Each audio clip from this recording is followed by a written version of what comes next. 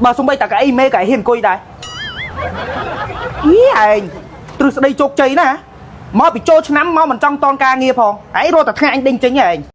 ទស្សនៈម្យ៉ាងដែលអ្នកគួរយល់ដឹងក្នុងជីវភាពរស់នៅប្រចាំថ្ងៃ1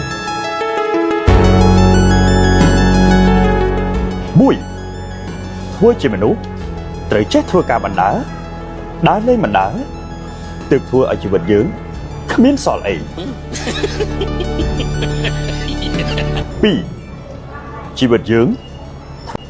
អ្វីត្បិតតែពេលខ្លះវាលំបាកបន្តិចមែនក៏ប៉ុន្តែក៏នៅមានពេលខ្លះវាវេទនាផងដែរ3ដែលជាចំណុចចាំបាច់ដែលយើងត្រូវតែចងចាំស្ទះឡាន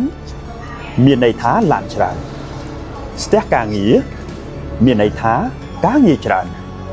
តែបើលោកអ្នកស្ទះលុយកុំសង្ឃឹមថាអ្នកមានលុយច្រើនឲ្យសោះ sorry ហើយទស្សនៈទាំង3នេះគឺជាអ្វីដែលខ្ញុំបានឆ្លងកាត់តែខ្ញុំឆ្លងកាត់មិនផុតសោះ việc ba là mày phốt á bà xung bay ta cái mê cái hiền coi đây ý anh từ đây chốt chơi nè